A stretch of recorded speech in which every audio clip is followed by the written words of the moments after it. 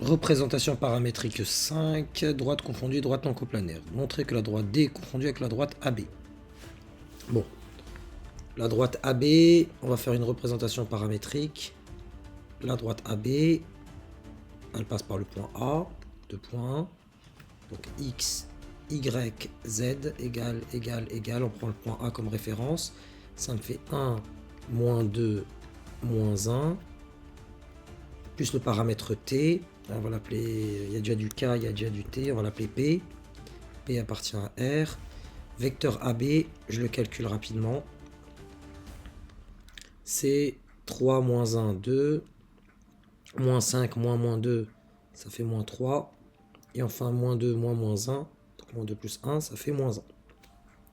Donc plus 2P, moins 3P. Et enfin, moins P. Il faut montrer qu'elle est confondue. Donc la droite D est confondue avec celle-ci. Donc déjà, vérifions si elles sont parallèles. Pour être confondu, il faut être parallèle.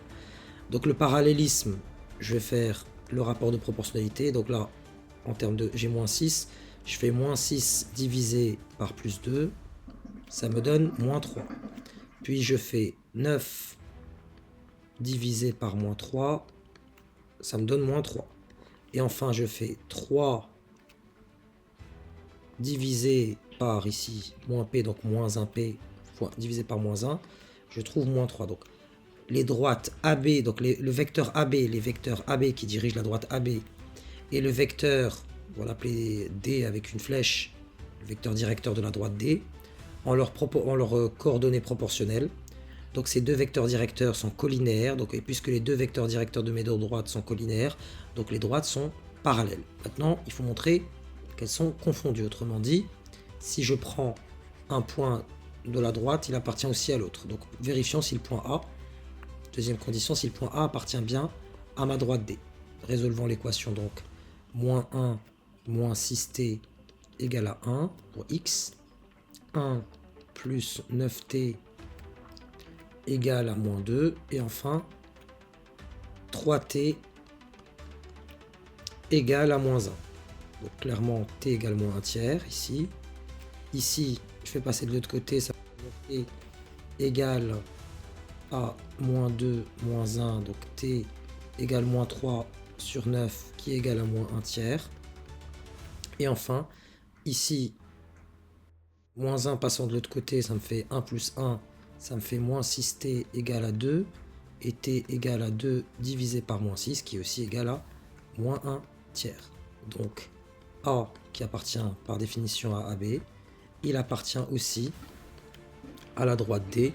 Donc on a deux droites parallèles et tout point de l'une passe et aussi dans l'autre, donc elles sont confondues. Il suffit de vérifier avec un seul point.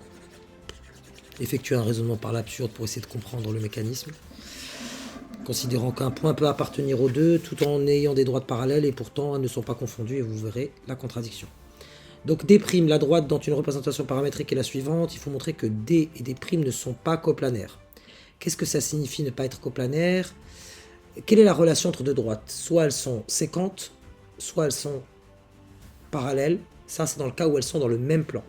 Mais si elles ne sont ni séquentes ni parallèles, c'est qu'elles ne sont pas coplanaires. Donc là, ce qu'on nous demande en nous demandant de montrer qu'elles ne sont pas coplanaires, c'est nous dire elles ne sont pas séquentes et elles ne sont pas parallèles. Donc non parallèles, donc pour la B, pourquoi elles ne sont pas parallèles? Donc on a le vecteur D qui dirige la droite D, on l'a déjà cité, donc c'est moins 6, 9 et 3. Et on a D' vecteur, celui qui dirige la droite D', c'est moins 1, 2 et 1. On voit clairement que moins 6 divisé par moins 1 est différent par exemple de 9 divisé par 2. Donc les coordonnées non proportionnelles, donc D, vecteur directeur de D et D' en vecteur directeur, ne sont pas collinaires, et donc les droites ne sont pas parallèles. Voilà. Première condition de non-complanarité vérifiée, elles ne sont pas parallèles. Voyons voir, parce qu'il faut montrer qu'elles ne sont pas coplanaires, donc voyons voir comment on peut montrer qu'elles ne sont pas séquentes. On va résoudre une équation.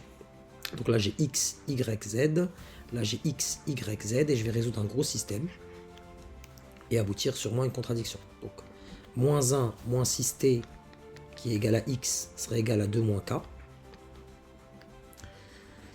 1 plus 9t, 1 plus 2k. Et enfin, 3t égale k. Donc là, vous avez k égale 3t. Grâce à ça, le système devient relativement simple. Donc k égale 3t. Donc à chaque fois que je vois du k, je remplace par 3t. Ça me donne moins 1 moins 6t égale à 2 moins k, donc 2 moins 3t. 1 plus 9t est égal à 1 plus 2 fois k, donc 2 fois 3t, donc plus 6t. Et enfin, k égale à 3t. On va voir où la contradiction apparaît. Je poursuis ma résolution. Donc là, 6t passons de l'autre côté. 9t moins 6t, ça donne 3t pour la deuxième ligne. 3t égale à 1 moins 1. Là, le 1, passons de l'autre côté. En fait, je soustrais un des deux dans le nombre de droite et de gauche.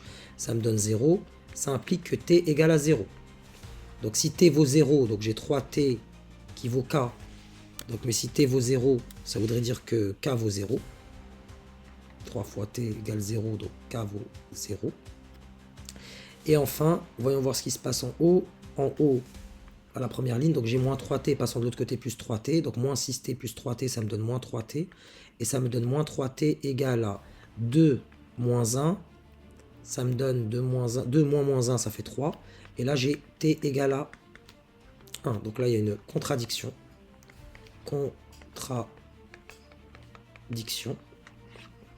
Donc, le système n'a pas de solution.